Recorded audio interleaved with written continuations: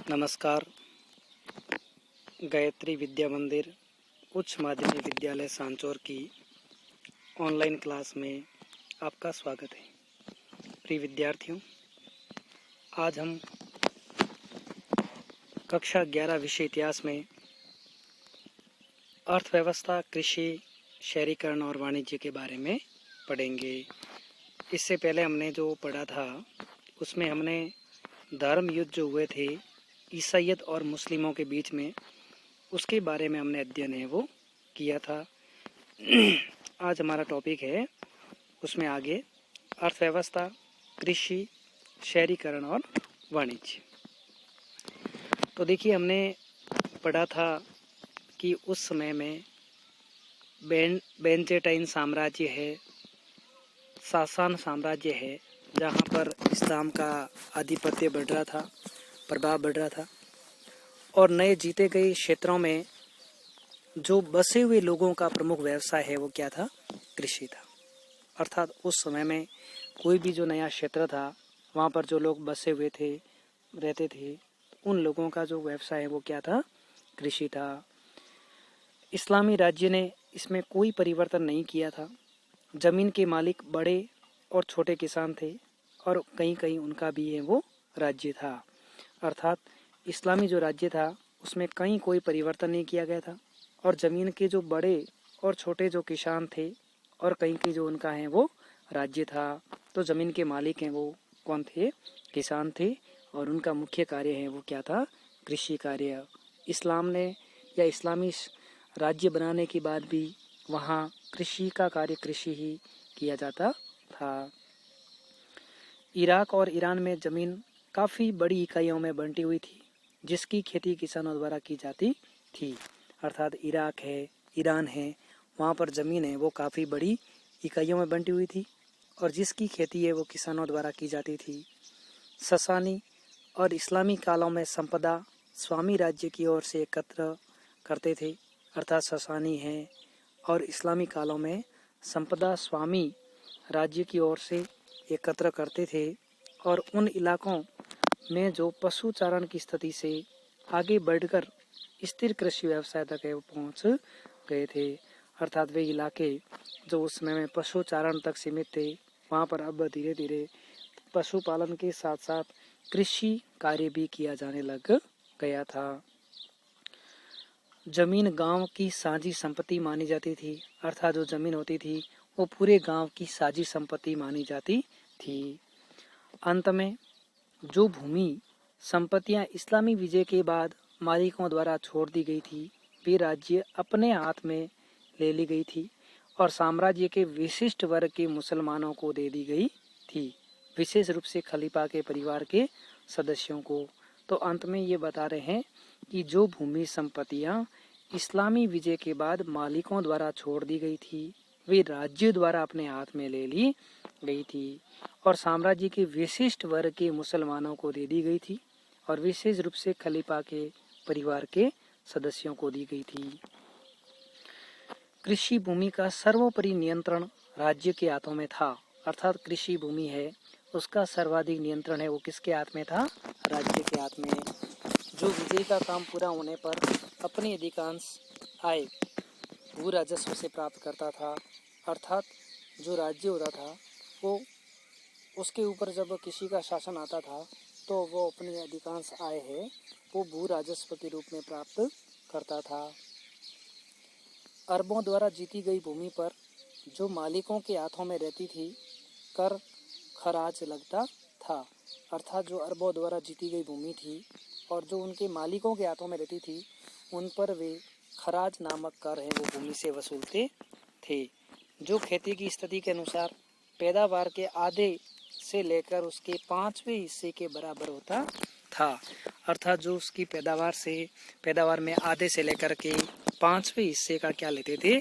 खराज कर उस भूमि के बदले, क्योंकि जो भूमि राज्य के अधीन होती थी। जो जमीन मुसलमानों की मिल्कियत थी अथवा जिसमें उनके द्वारा खेती की जाती थी उस पर उपज के 10वें हिस्से के बराबर कर लगता था। अर्थात जो जमीन है वो मुसलमानों की मिल्कियत थी, मिल्कियत का मतलब उनके अधीन थी, अथवा जिसमें उनके द्वारा खेती की जाती थी उस पर उपज के 10वें हिस्से के बराबर है वो कर लगता था। जब गैर मुसलमान कम कर देने के उद्देश्य से मुसलमान बनने लगे तो उससे राज्य की आय है वो कम हो गई थी। अब जो गैर मुसलमान हैं उनसे कर अधिक लिया जाता था, इसलिए वहाँ के अधिकांश लोग हैं वो मुसलमान बनने लगे ताकि उनको कर कम देना पड़े और इससे राज्य की आय कम होने लगी, क्योंकि मुसलमानों से राज्य की आय में कर कम लिया जाता था। इस कमी को पूरा करने के लिए खलीफाओं ने पहले तो धर्मांतरण को निरुत्साहित किया और बाद में कराधान की एक समान नीति है वो अपनाई थी। अर्थात खलीफाओं ने पहले तो धर्मांतरण जो था उसको निरुत्साहित किया और बाद में निरुत्साहन का मतलब है कम किया, क्योंकि उनकी आय कम होने लगी थी, और बाद में कराधान की एक समान नीति है वो अपनाई थी। अर्थात मुसलमान और गैर मुसलमान सभी से एक ही खराज कर वसूल किया जाएगा। ऐसा क्यों किया? क्योंकि कई ऐसे ईसाई थे या अन्य धर्म के लोग थे, वे अपने धर्म छोड़कर इस्लाम धर्म की ओर आ रहे थे और इस्लाम धर्म के व्यक्तियों को नियमानुसार उस समय कम कर देना पड़ता था, तो इससे राज्य की आय है वो घटनी शुरू हो गई थी। इस कारण उन्होंने है वो एक समान नीति है वो अपनाई थी। 10वीं शताब्दी से राज्य ने अधिकारियों को अपना वेतन भूमियों के कृषि राजस्व से, जिससे इक्ता यानी राजस्व का हिस्सा कहा जाता था, लेने के लिए प्राधिकृत किया था।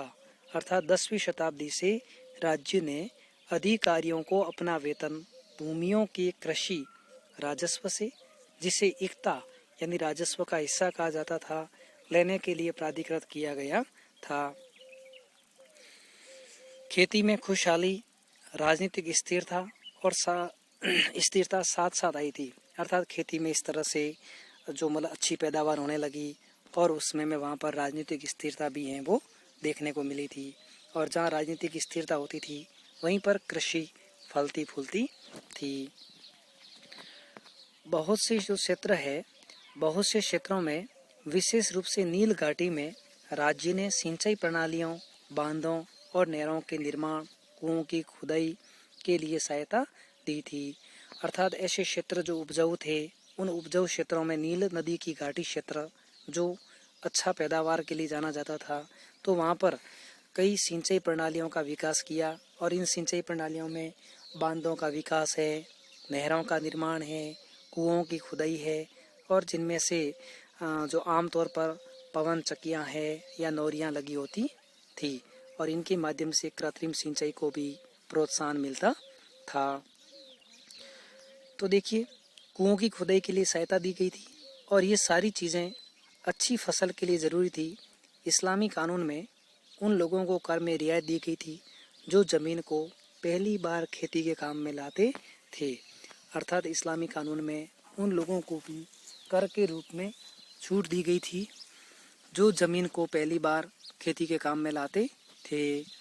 किसानों की पहल और राज्य के समर्थन के जरिए खेती योग्य भूमि का विस्तार हुआ, और प्रमुख प्रौद्योगिकी परिवर्तनों के अभाव की स्थिति में भी उत्पादकता में वृद्धि हुई थी, और बहुत सी नई फसलों जैसे कपास, संतरा, केला, तरबूज, पालक, बैंगन की खेती की गई, और यूरोप को उनका निर्यात भी किया गया था। अर्थात किसानों की पहल और राज्य के समर्थन के जरिए खेती योग्य भूमि का विस्तार हुआ, और प्रमुख प्रौद्योगिकी परिवर्तनों के अभाव की स्थिति में भी उत्पादकता में वृद्धि हुई थी। बहुत सी नई फसलों जैसे कपास, संतरा, केला, तरबूज, पालक और बैंगन की खेती की गई थी, और यूरोप को उनका निर्यात भी किया गया था। अर्थात उसमें बहुत सी नई फसलों में जैसे कपास है, संतरा है, केला है, तरबूज है, पालक है, बैंगन है, इसकी खेती की गई थी, और यूरोप में उनका निर्यात भी किया गया था।